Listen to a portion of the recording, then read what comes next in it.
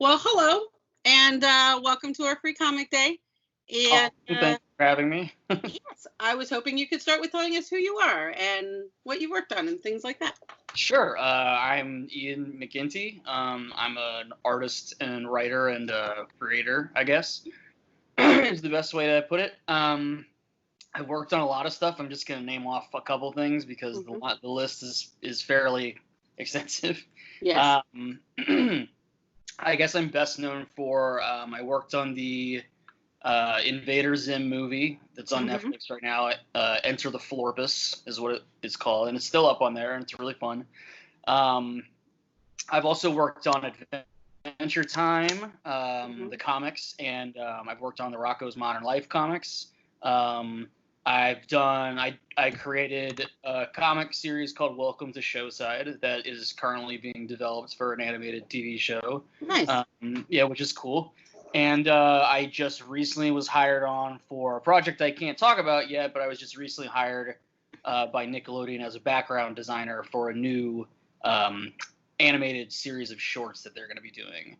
Oh, nice. Yeah, and then older stuff was I worked on some stuff for the Ugly Dolls toys, Hello Kitty, a lot of like pretty lofty big name licensed stuff, and then just been kind of working on my own stuff on the side, and it's been pretty cool. I'm very lucky. Excellent. Yeah. Can you tell us about some of your creator-owned stuff? Sure. Welcome to Showside was a graphic novel. Well, it was a comic series that was later put into a graphic novel published by a company called Z2 Comics, and they were nice enough to help me develop an animated short that's up on YouTube right now of the same name, Welcome to Showside. It has like over 1.5 million views, I think, at this point, which is really cool. So, so I did that, and that was fun. That was a couple years ago, and it's just kind of a fun kind of all ages book, sort of in the vein of like a Steven Universe, which I also worked on. Just kind of about this monster kid who like lives with his two best friends who are humans, and the idea was it was an allegory sort of on immigration, essentially, because it takes place in this town called Showside that is the only town in the world where monsters and humans work side by side. And the idea is that these monsters have to get these visas and go through all these weird things to be able to work there. And then there's like, I'm not going to say the name, but there's a character who's very similar to a person who's running our country right now, who's very against immigration with the monsters. So we kind of played off on that. So that was really cool. And then there's that, and then I've been working on a new book of mine called Chomp that is essentially a graphic novel / cookbook. Nice. Yeah, that's brand new. I haven't even really been talking about that too much of late, but so that basically it centers around this kid, this like pirate kid who washes up on this island and ends up helping this woman run her like restaurant they're essentially like a chain restaurant is trying to like crush them. It's sort of along the lines of like Good Burger or something like that. And then otherwise I've just, like I said, I've been doing all the licensed stuff, and that's been really fun. And then getting these kind of new gigs in animation, which has been really cool and very, very different from comics, but it's been really, really awesome. Especially with like INVADER Zim, which also has a comic book series. So that's been very like meta for me to like, I did a bunch of work for the comics. Like I drew some covers, I did some interiors for the comics, and then the creator, Jonah Vasquez, like asked me if I would want to work on the movie, and it was just like, whoa, okay. Like, it was pretty cool. It was really interesting. But yeah, that's basically it. I'm kind of like all over the place. Which has been really nice, and I'm an artist who's kind of known to be able to adopt different art styles as well, which has been good, especially for licensed stuff, obviously. So that I think that's been really advantageous for me. But again, it's like you know, it's 90% super hard work and then like 10% good luck. You know what I mean? Mm-hmm, mm-hmm. Yeah. So wait till you take a sip and then do the waiter thing. I'm good. Can you kind of talk about how you got into all of this, kind of what your journey was like to get here? Sure, yeah. So I didn't know what I wanted to do with myself for a really, really long time. Mm-hmm. And so, but I was always drawing kind of, not professionally, just sort of like for my own whatever. And I really enjoyed comics. Like speaking of Jonah Vasquez, like I got really into Johnny the Homicidal Maniac and Squee and like kind of these more sort of like dark, subversive indie books. Not so much into superhero stuff, although I do like some things. Like I really like Swamp Thing a lot. You know, the Alan Moore run of Swamp Thing was really cool for me. Virtually every creator I've talked to has brought Alan Moore's Swamp Thing up. I mean, it's incredible. Like I'll read it anytime. It's like on my book stand right now, half read. I've got it dog-eared right now, but because I have like 5 copies of all of it.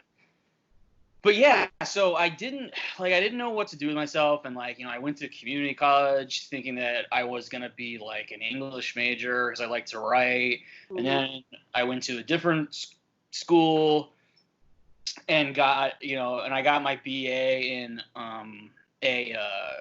what was essentially like sort of a like make up your own major type scenario, which basically is nothing at the end of the day. And that was a combination of essentially I double majored in film and English because I thought I was going to be like a movie writer. Movies. So I was like, all right, I'll do that.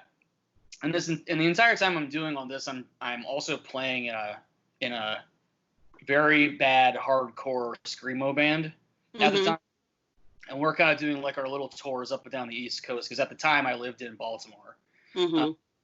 So we're doing that, and you know, when you're in these bands, you have to show up at like 3 in the afternoon or 1 in the afternoon, but you don't play until like 10 or 11 o'clock at night. So you have a lot of free time just kind of hanging out. So the whole time I was doing that, I was like designing our merchandise and I was drawing these little comics just for fun, like for myself. And then when the band broke up, I was like, well, maybe I can like do something with this, you know, maybe I can do art. So I ended up going to SCAD, the Savannah College of Art and Design. And they had a sequential art program, which was like comics and animation and stuff like that. So I enrolled. I was lucky enough to be able to get in and enroll there. My bank account's murdering me right now because of it, but it's been worth it. And so so I ended up graduating from there with an MFA in sequential art, and then just kind of because of the sequential art department doesn't exist anymore. At SCAD, they're absorbed. You know, now they're just kind of illustration, which is a little different. Like sequential is, like I was saying, comics and sort of like storyboarding and animation and things like that. But I was lucky enough to kind of like I got in at a really sweet time when they were doing these things called Editors Day, where they would bring in like really big time editors would come in and kind of look at the portfolio, you know. And at that point, thankfully, like through all my classes, I had like a fairly, you know, it wasn't an awesome portfolio, but it was a portfolio. And I was doing a lot of stuff and I was getting my work done. And the main thing was I was getting to meet and hang out with like really awesome editors and publishers, you know, like Chris Steros from Top Shelf. And they brought some people from DC in and Marvel and things like that. And you get to literally just sort of like, yeah, they look at your portfolio, but if you're smart about it, and you're nice, and they end up thinking that you're a cool person, you can end up getting some like free time with them. That's how I got like the Ugly Dolls and Hello Kitty gig. Was like I went out one night with one of the editors from Viz Media. Like we went to a karaoke place, we were hanging out, and she just was kind of like, "Do you want to do these books?" And then everything just kind of started snowballing from there. And it wasn't until I got tapped to do Boom Studios' Bravest Warriors series. Had a comic series a while back, and they were like, "Do you want to do some covers?" And I was like, "Yeah, absolutely, I'll do some covers." So I drew some covers, and then from there they were like, "Do you want to do a couple more covers?" And I was like, "Sure." And then from there they were like, "Do you want to draw like maybe a little four-page short I said, and then basically everything just kind of snowballed from there. And then next thing I know, I'm like the lead artist on the entire series. Mm-hmm. So that was awesome. And then from there, then that was with Kate Leth was the writer of the series. And so we worked together and we got to create like some really cool characters. And, you know, Bug Cat, who is Catbug's brother, got made into a couple toys, which was really cool, which is like a character we created. So that felt really awesome.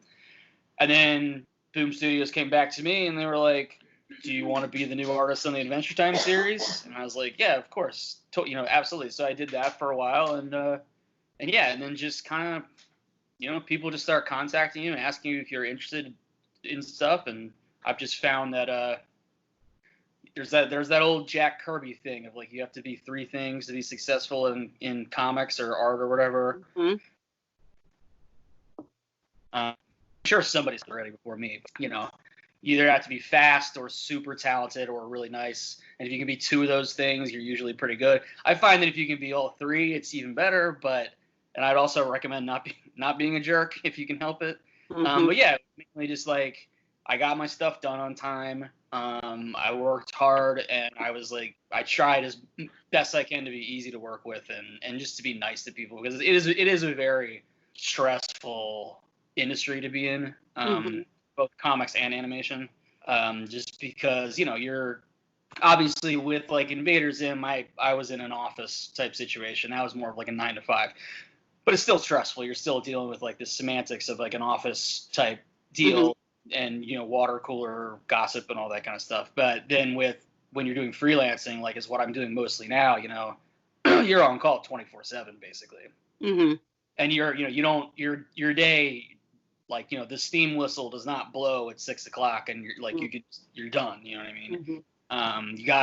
You're on until you finish specifically what you wanted to get. Like, for example, you know, I just finished, this entire graphic novel for Z2 Comics, because they're doing a lot of music-based graphic novels right now.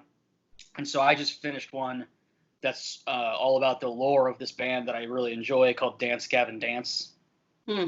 Which is funny to me because it like comes around because it's like I used to be playing in bands like that and then now I'm doing all this artwork for them. So it's it's very cool and weird at the same time. But yeah, that's just basically sort of how it's worked for me thus far. It's just like trying to be as easy as possible to work with, but like, yeah, things just kind of snowballed, and you know now I'm getting things have obviously with everything going on, things have kind of cooled down a little bit work-wise. But yeah, I'm very lucky. I'm super lucky because you know during this shelter at home thing or whatever you want to call it, you know, Nickelodeon offered me this job, which is great because a lot of people are like struggling pretty hard right now. So I'm very thankful that like I was able to pick up some more stuff. But yeah, it's just like it just kind of grew from really just trying to be as nice as you possibly can to everybody. Not bending over backwards for people and doing everything they ask, but at the very least just being like someone who's easy to work with and someone who they can go like, oh yeah, I remember that guy, like, or that girl or whatever. And you know, they're fun to work with, and you know, we've got this other project that we're working on, because I've definitely found that whether it's a big publisher or a huge animation studio or a smaller publisher, you know, they to be a successful editor or publisher, these people like they remember you and they remember how the project went and they remember how you acted and what you did. And you know, obviously I'm not no names being named or anything like that, but I mean I have met many an artist or writer who's been kind of blacklisted from an entire studio just simply for the fact that they were like, yeah, they were just kind of annoying to work with. And that's, you know, unfortunately that's kind of it, you know what I mean? And it's not within this industry, your reputation is essentially all you have. Everything is based off of your reputation, you know. It's because this is not like a, you know, you're not working at like a conglomerate. The conglomerate is essentially you.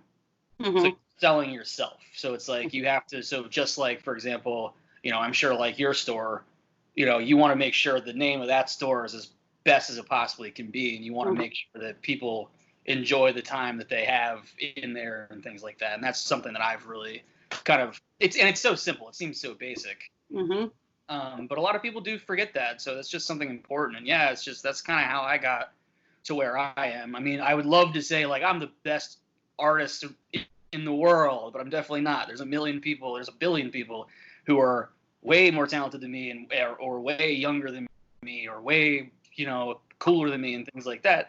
But yeah, at the end of the day, it's just like if you get the job done, you get it done right, and you're not a pain to work with. How it goes. When did you know that you wanted to do this? When did you know that this was the thing? I'll be completely honest with you. I didn't know this is what I wanted to do until I got my first job doing it. Oh, okay. I was not sure. I really because I was saying earlier, had no clue what I wanted to do. I wanted to be a rock star. That's what I wanted to do. That was my plan. Which it's dumb thinking about it now, but ironically, I've gotten to do more stuff with the animation and the comics than I ever would have done with the music stuff, anyways. So, so in a way, it worked out. But yeah, it wasn't really until I get this question kind of a lot, of course, mostly from like aspiring artists and writers, because it's hard, because it's very tough to be like. Because one, there still is, unfortunately, the myth that like, oh, you're just drawing pretty pictures, or oh, you're just, it's not a real job. It's not quote unquote a real job, which is just complete BS. It's a real job, but I mean, if they're paying you, it's a real job, in my opinion. But yeah, it wasn't like I wasn't sure, and I had to go through kind of the thing where like because my mom actually had pointed out to me the sequential art program at the college that I was looking at, because I didn't know what college I wanted to go to either. I just kind of randomly stumbled upon. I was very like, and still am kind of. I just kind of live.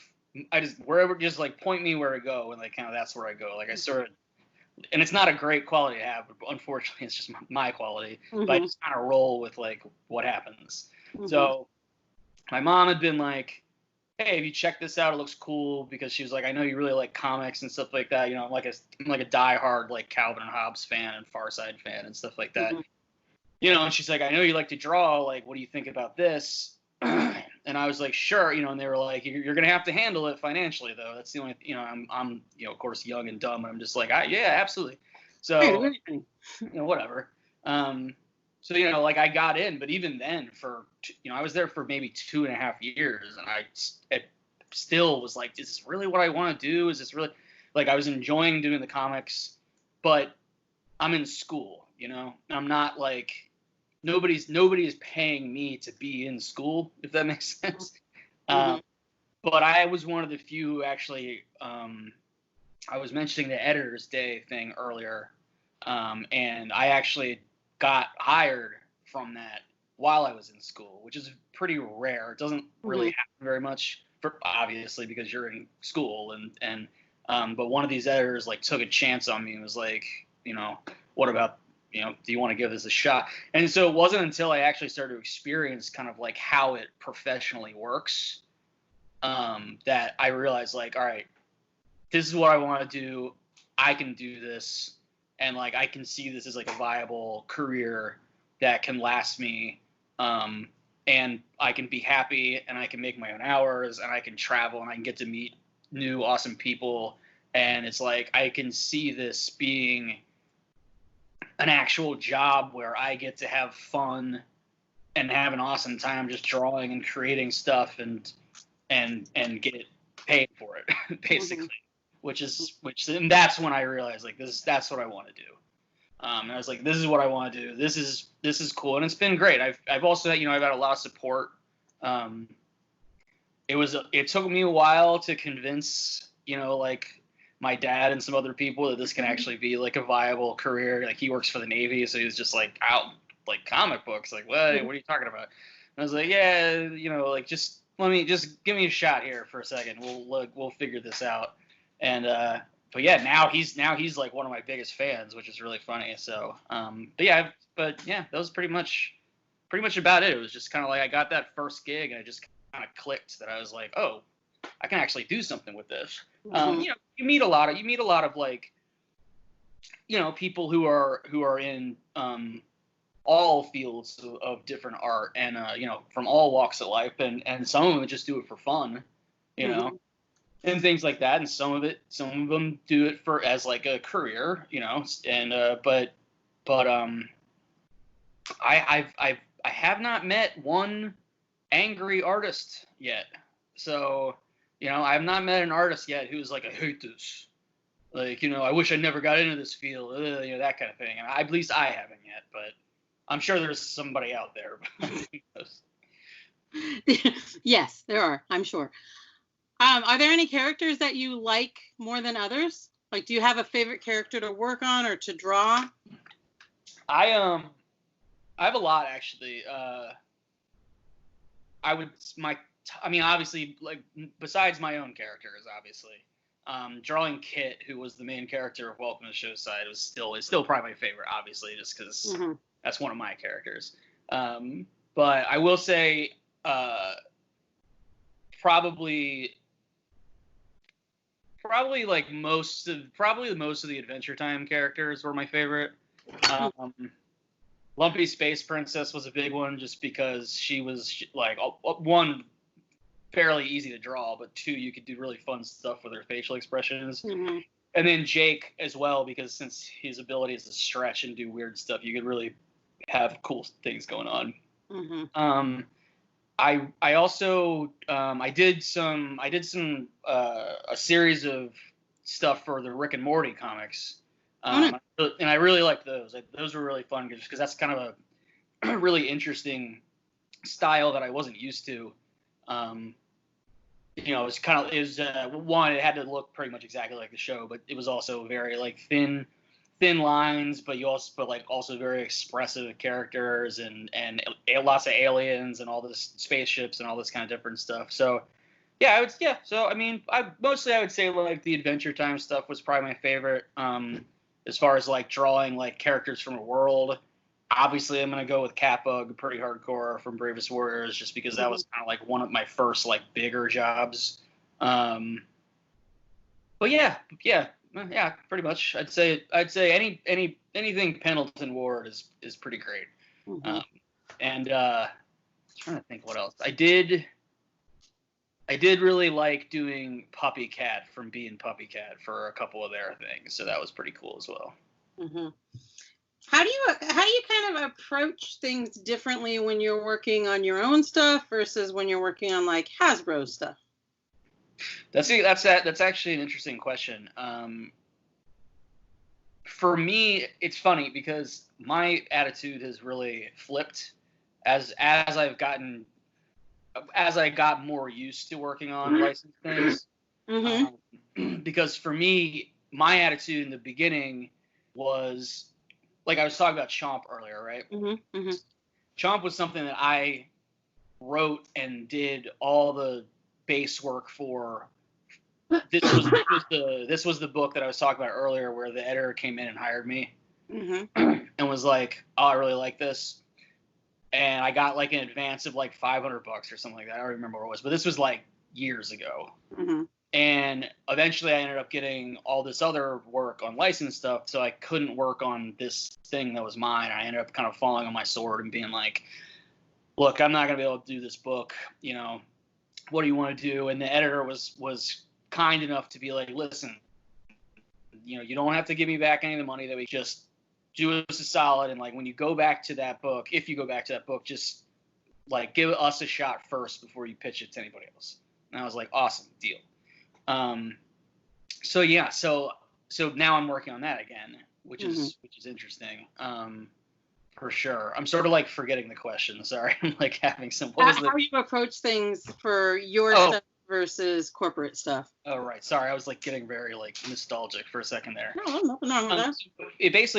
For me, it started as like my mentality from back in the day because I worked on that book chomp. I restarted like 5 times because like my artwork kept changing because I was learning more how to draw. And so my thoughts in the beginning were like, this is way easier because these are my characters and this is my world I'm creating, and this is like, you know, I can just like, you know, do some work on it and whatever, who cares? And then being like, but with the license stuff, like I really got to make sure everything's on model and everything looks to a T, like how it's supposed to look from either the show or the comic or like whatever.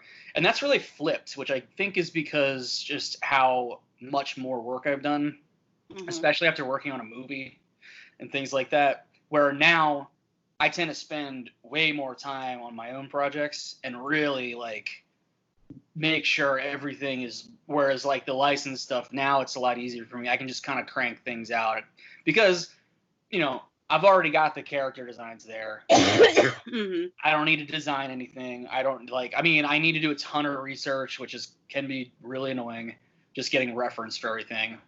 Rick and Morty was like insane because there's just so many characters and there's so many worlds and all this kind of stuff, but it worked out okay. Yeah, but whereas like now I approach my personal projects with way more, like I'm not gonna say finesse because I apply the same amount of finesse to everything I work on, but I way more like just care and detail, and like because I want to make sure everything's right, and I also don't have a deadline for my own personal stuff right now, because I'm working on like graphic novels, and basically it's just, you know, it's like, you know, you do the graphic novel and then you pitch it out, or at least you do part of the graphic novel and then you start pitching it to different people. So yeah, so it's my opinion that's I've sort of flipped a lot on that. I still love doing the licensed stuff for sure. I'm trying to focus more on kind of my own stuff, just because I want to get some more of my own things out there, and I also don't want to just be known as, you know, the hired gun guy who can draw in a bunch of different styles and do a bunch of licensed characters. Like, it's time. So that's kind of what I've been more focusing on. But yeah, it just kind of changed where initially, you know, it would take me way longer to work on the licensed things because I wanted them to be perfect.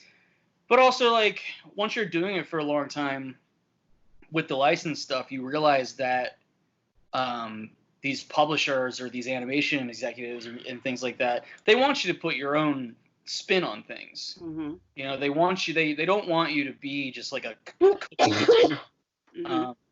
they don't want you to just do like cookie cutter art. You know, they want you to put your own flair in, especially in comics for sure. So once you kind of realize that, I learned you can sort of ease off a little bit and kind of do things in your own style. What's really cool about this Dance Gavin Dance book that I just worked on with Z2 was, you know, they approached me about the book, and I was like, absolutely, because the band Dance Gavin, they have kind of like a lore to their albums. There's kind of like, it's like a, you know, there's reoccurring characters and themes and things like that, and basically they wanted to make a graphic novel based off of these characters, which if you've seen some of their music videos, they have a bunch of these animated music videos that feature some recurring characters, specifically this character called the Robot with Human Hair. And it's based in a world it's like sci-fi, but there's these animals and things like that. And so what was cool about this book is that I kind of got to be in the middle where, yeah, it's based off of some stuff that's already been made, but they specifically were like, draw it however you want to draw it. And it's like, so, you know, that was like the really cool meeting. That was really cool, like, meeting of the license thing with like the creator own thing, like kind of combined into one, like Captain Planet. And, you know, so it was just really neat to like, oh, all right, cool. Well, I've got like, there's these, you know, like 2 core characters I absolutely have to have in there, but everything else I can just do on my own. So it was really neat just being given the license to just go like kind of crazy with it. The writer on that is Elliot Rawl. And so yeah, we just were like, it was just really neat to like, wow, this is like really weird blend of like licensed stuff and like my own stuff in a really fun way. So that was really good. So we just finished that book, and I've been taking a little time off to play the Final Fantasy VII remake. I'm not gonna lie, but now I'm working on these background designs for Nickelodeon. So nice stuff. Yeah. Do you ever do the Artist Alley? Yeah. When I could stuff? get Do you there. like conventions? Hmm? I said, do you like conventions? Do you enjoy doing Artist Alley? I actually really do enjoy conventions because I like to talk to people. Mm-hmm. And I like to meet people, especially because like you get this double whammy. Well, when you're lucky, you get this double whammy of you get to meet people who are not only fans of, say, like Adventure Time, but they're also fans of my work. Mm-hmm. So it's like you get like this double whatever of like you get fans times two essentially. And then I mean, for me at least, like I try to engage with people who I meet like Allison, you know, and I try to be as like gregarious as I possibly can. And you mean, you know, yeah, conventions very stressful. Mm-hmm. Extremely stressful. Artist alleys are a little more laid back, I will say, because I've done both. Like, generally at this point, and again, I'm not trying to like sound like I'm a super awesome dude or whatever, but at this point, you know, I generally will only attend like a convention if I'm getting paid for it. Mm-hmm. But I have in the past done the Artist Alley thing, you know, or like got my own table, things like this. Like you know, New York Comic Con was the last one I did, and it was really fun. But yeah, they're just fun. Like it's awesome to meet all these people, and then you know you also get to meet other artists and writers, and then like you know it's a convention, and I've gotten some jobs from it, and I've met other people who I've collaborated with on things like that. But more importantly, I've made like friends. You know, and we all talk and we all, you know, complain about the industry, even though we're all just working in what we like and all that kind of stuff. And then sometimes like really, you know, just really like fantastic things happen. You know, like you'll meet a fan who, you know, comes up and shows you like fan art of characters you've created, and you know, is just super excited to be there. And I think that that's something that you can get jaded by and you can get frustrated by doing conventions and artist alleys and things like that. But I think it's like a good reminder for people, at least in my industry, like on the artist side, you know, the people behind the tables, that a lot of these fans and stuff save up all year you know, to go to these things, just to meet you or to meet or whatever, or to buy this book or get a signature or have their portfolio looked at. Like I do a lot of portfolio reviews because I'm usually pretty open about like, you know, hey, come by, like if you want me to look at your portfolio, look at your portfolio. And so that's kind of like, that's what I always say, because like for me, I was when I was a kid, and I'm saying just kid just because like a lot of the pretty much all the books I do except for this new one are all ages. Can't Scatter Dance book is 18 plus, folks. Yeah, there's not, but we're gonna have to remember that. Yeah. Okay. But you know, yeah, I just like I meet these you know, all these all ages fans and things like that, and it's just you know, they're so enthusiastic about everything. And it's like, for me, when I was growing up, like comic shops and conventions were like not kid friendly. You know, they were not for a person of my age who was probably like 10 or 11 or something like that. You know, read like, this is why I was so into Calvin, or not like newspaper comics. That's because that was all I could get. You know, my parents were like not down with taking me to like a dark, grimy comic shop that's just like older people kind of not really caring. And now all that stuff, now it's all changed. Now like comic shops are a lot, or regarded more as just book shops essentially. And they're, you know, they're brightly lit and they're fun, and there's a mix of all genders and all races and all that kind of stuff. But it just wasn't like that for me. So when I go to these conventions and I get to meet these like families you know, where the parents are in cosplay and the kids are in cosplay, and they're like talking to me about how much they like this thing that I worked on, or just something in general. It's a thing to me that's really cool. That's like a really cool thing. So, you know, that's just like, that's why I really enjoy the conventions, just because I really think that they're so different now, and they're so much more family oriented, I guess is what I want to say. I mean, obviously they're like the ones that you wouldn't want to take your 5-year-old to, but Dragon Con. But what did you say? Nothing. Oh, okay. After we stop recording, you'll have to tell me that story. I was like Dragon Con, for example. Dragon. I probably wouldn't take my 5-year-old to it if I had a 5-year-old, which I don't. But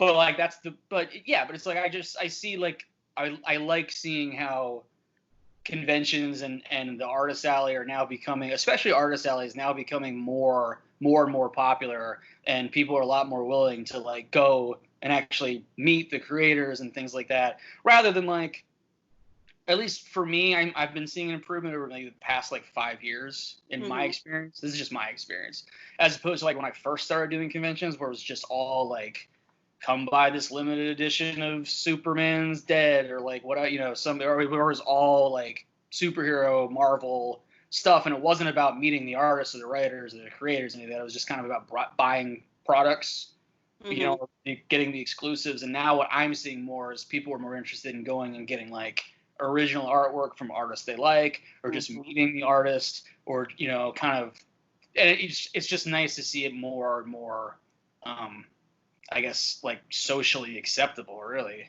And that you could say that, I mean, you could say that about comic books, and you can say that about animation too. I mean, how huge right now is all of that stuff. The TV shows based off of comics, the you know, the Pixar movies, you know, all that kind of thing. It's just kind of crazy how it's really become mainstream in our culture, whereas when I was a kid, it was like you got beat up for that.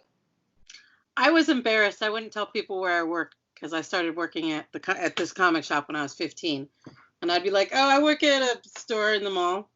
So yeah, it's different now. No, it's very different. Like my girlfriend used to work at a comic shop as well, but it was like later. You know, this was like maybe a couple years ago, and we were talking about it, and she was like, when she would tell people, "Oh, I work at a comic book shop," they'd be like, "Oh, that's so cool." Whereas, like, back in the day, you were eating sand, you know, you were all that kind of, like, you know, for example, like, you're wearing a sweatshirt with the Batman symbol on it, like, that would have gotten you ostracized when I was in high school or middle school, I guess, but still.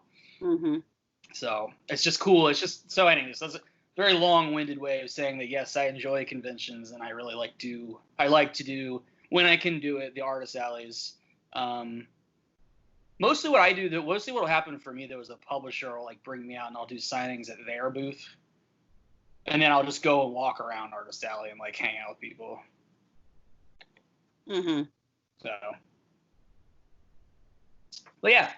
Well, cool. Was there anything else that you wanted to kind of talk about, or any upcoming stuff that you can talk about other than what you already have? No, I mean, like I said, the Dance Gavin Dance, obviously everything, just, I'm not sure if, you know, if people in the shop are aware, but everything has kind of been delayed publishing wise. I don't mean you guys, I mean people shopping at the place.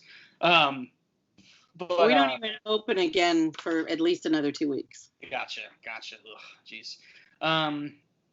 But basically, printing right now is kind of at a pause. It will, but it's going to resume soon. So I will say that the Dance Gavin Dance book, which is called A Robot's Tale, through Z2, it is 18 plus, but, you know, if you're confident enough in your child reading it, by all means, go ahead.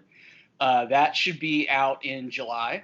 So that's cool. So I'm really excited about that, because it's already almost sold out pre-order wise, which is really great. Which is kind of a first for me.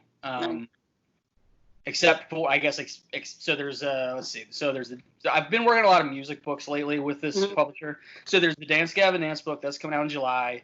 The other music book I did with them is Genesis 1, which is by myself and writer Ryan Cady, and it is about the musician Poppy, which is very cool. Mm-hmm. So we worked with her on that, and it came out really great. And that was a collaboration with me and another artist named Masa, who's a fantastic manga artist. I was gonna say, it had a very manga look about it with that woman with the He did the cover, and then we did like half and half on the interiors. I did like an alternate cover for him, and then let's see what else. And then I did I collaborated with a bunch of different artists on a book about the musician Youngblood, which was very cool. So those are out. So all the music stuff's out through Z2 Comics. They're really cool.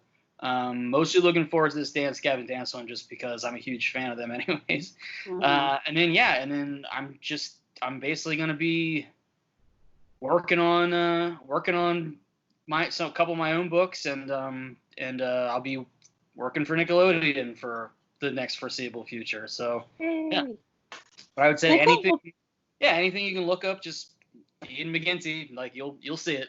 They're out there. So thank you for being a part of our Free Comic Day celebration. Of course, I'm glad you guys are normal celebration. Even if we could do it, I don't think it would be safe to have 3,000 people in my shop in the 10-hour span.